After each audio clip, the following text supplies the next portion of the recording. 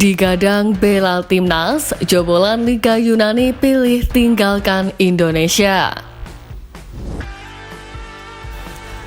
Siap tempur, jadwal laga pemain abroad timnas Indonesia pekan ini. Satu nama hilang, bocoran skuad Garuda jelang TC kualifikasi Piala Dunia. Tren pelatih Korea Selatan berlanjut, kompatriot STY tangani Laos. Jadi, simak terus berita Timnas P selengkapnya.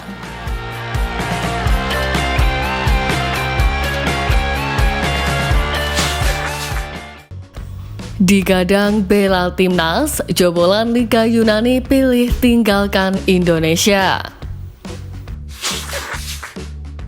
Pemain keturunan Indonesia Luke Xavier-Kidd yang resmi bergabung dengan klub kasta kedua Liga Yunani sempat berambisi untuk membela timnas Indonesia. Namun baru-baru ini ia melakukan ini. Sebelum resmi dikontrak Diagoras Rhodes selama 1 musim, Luke Xavier-Kidd sempat menjalani trial selama 3 minggu. Memiliki darah Indonesia dari ibunya sedangkan ayahnya asal Australia, Luke Xavier-Kidd harus menentukan paspor tunggal untuk tahun depan. Mengenai pilihannya bermain di Yunani, Luke Xavier-Kidd mengaku jika ingin menjadi pesepak bola profesional di Eropa. Bahkan dia tak membutuhkan waktu lama untuk menerima tawaran dari Diagoras Rhodes. Luke Xavier-Kidd mengaku sangat bangga memiliki darah Indonesia, bahkan dia berambisi untuk membela skuad Garuda. Bahkan diketahui Luke sempat posting feed saat berfoto dengan ketum PSSI Erick Thohir, sehingga membuat publik menganggap ia akan segera membela timnas Indonesia. Namun baru saja kemarin, Luke di story akun Instagram miliknya membuat salam perpisahan. Pada story itu, terlihat Luke sedang berada di dalam pesawat dan menuliskan, "Thank you Indonesia, until next time." Sontak postingan ini menimbulkan pertanyaan, apakah itu artinya Luke batal membela timnas Indonesia?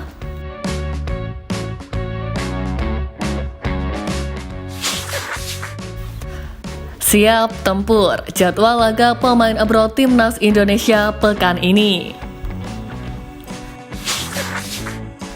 Akhir pekan ini para penggemar sepak bola tanah air patut berbangga. Sejumlah pemain timnas Indonesia yang kini berkarir di berbagai liga top dunia siap unjuk gigi. Ragnar Oratmangun misalnya berpeluang mencatatkan debut di Liga Pro Belgia bersama FC Dender saat bertandang ke markas tim Trindus VV pada Sabtu 17 Agustus mendatang.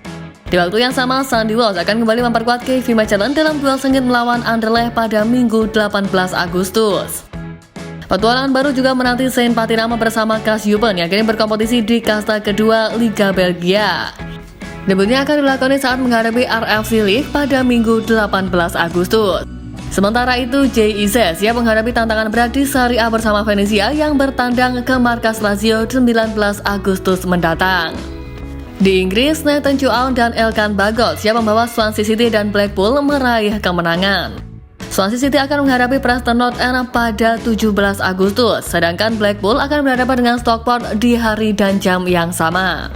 Ivar Jenner yang baru saja promosi ke tim utama FC Utrecht pun berpeluang besar untuk debut di Eredivisie. FC Utrecht akan melawan Heerenveen pada 17 Agustus pukul 21.30 waktu Indonesia Barat.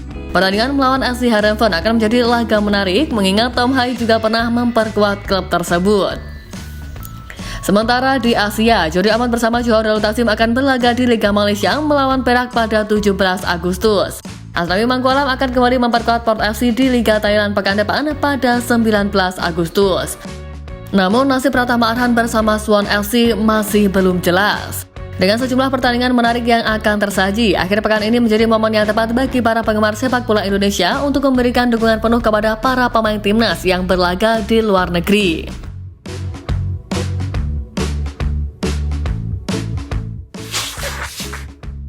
Satu nama hilang, bocoran skuad Garuda jelang TC kualifikasi Piala Dunia.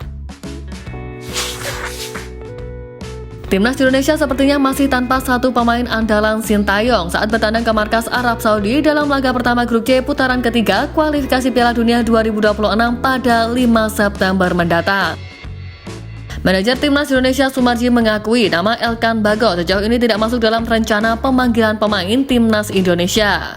Sintayong sendiri disebutnya akan memanggil 26 pemain untuk laga kontra Arab Saudi, di mana skuad Garuda direncanakan berkumpul pada 2 September. Sejauh ini pelatih Sintayong dan PSSI memang belum mengumumkan secara resmi para pemain yang dipanggil untuk putaran ketiga kualifikasi Piala Dunia 2026. Meski demikian, pernyataan Sumarji tersebut mengindikasikan bahwa Sintayong masih akan menampilkan Elkan Bagot dari skuad Timnas Indonesia. Sebenarnya hal itu sangat disayangkan sebab Elkan Bagot menunjukkan penampilan solid di belakangan ini. Dia telah mencari debut bersama Blackpool FC di Piala Liga Inggris pada Rabu 13 Agustus lalu. Tampil sebagai starter, ia mampu membantu timnya menang 4-0 atas Burton dalam laga putaran pertama Piala Liga Inggris musim ini.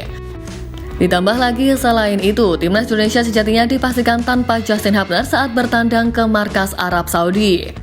Tanpa Hubner, Timnas Indonesia bakal kehilangan satu bek tengah dengan kaki dominan kiri yang seharusnya bisa ditambal oleh Elkan Bagot yang juga merupakan pemain kidal. Namun, Elkan Bagot sebelumnya telah absen dalam 2 laga terakhir Timnas Indonesia. Hal itu diduga karena tidak memenuhi panggilan Sintayong untuk memperkuat Timnas Indonesia U23 versus Guinea di babak playoff Olimpiade Paris 2024 Mei lalu.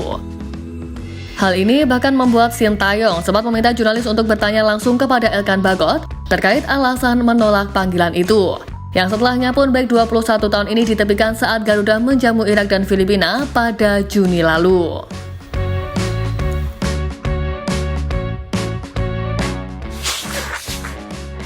Tren pelatih Korea Selatan berlanjut, kompatriot STY tangani Laos. Gelombang pelatih asal Korea Selatan di ASEAN masih bakal berlanjut, di mana belakangan Laos mengikuti tren meminang juru taktik asal negara gingseng tersebut. Ya, demi mendongkrak prestasi tim, Laos meminang Ha Hyuk-jun yang resmi diperkenalkan pada Rabu 14 Agustus kemarin. Ha Hyuk-jun sendiri menjadi pelatih asal Korea Selatan kelima yang berkiprah di tim-tim nasional negara ASEAN dalam 1 dasawarsa terakhir. Sebelumnya ada nama Park Hang-seo, Sintayong, Kim Pan-gon, dan Kim Sang-sik. Sebelum itu ada juga nama Park Sung-hwa yang juga sempat menjadi arsitek dari timnas Myanmar. Kehadiran para pelatih asal Korea Selatan ini diawali dengan kedatangan Park Hang-seo di timnas Vietnam pada 2017 lalu, yang sukses membawa Vietnam menjadi salah satu tim yang disegani di ASEAN dan diperhitungkan di level Asia. Meraih sejumlah prestasi di berbagai ajang bergengsi, pada akhir Januari 2023 lalu, Park Hang-seo meninggalkan Vietnam dan memilih tak melanjutkan kontraknya yang habis pada saat itu. Selain itu, meski bukan yang pertama, harus diakui bahwa Sintayong lah yang membuat reputasi pelatih asal Korea Selatan kian mentereng di negara-negara ASEAN. Datang ke Indonesia pada 2020, mantan pelatih timnas Korea Selatan ini membawa skuad Garuda terbang tinggi. Namun, tak semua pelatih asal Korea Selatan di ASEAN bisa menangguk sukses seperti Park Hang-seo atau Sintayong. Ada sejumlah pelatih asal negeri gingseng tersebut yang gagal memenuhi ekspektasi, contohnya adalah Kim Pan-gon. Pelatih timnas Malaysia ini mengundurkan diri di tengah jalan ketika kontraknya bersama Harimau Malaya belum lagi berakhir. Namun, terlepas dari itu, dalam artikel di Nikkei, John Dwerden mengungkap bahwa kunci sukses pelatih asal Korea Selatan di ASEAN adalah tak lepas dari filosofi kepelatihan mereka.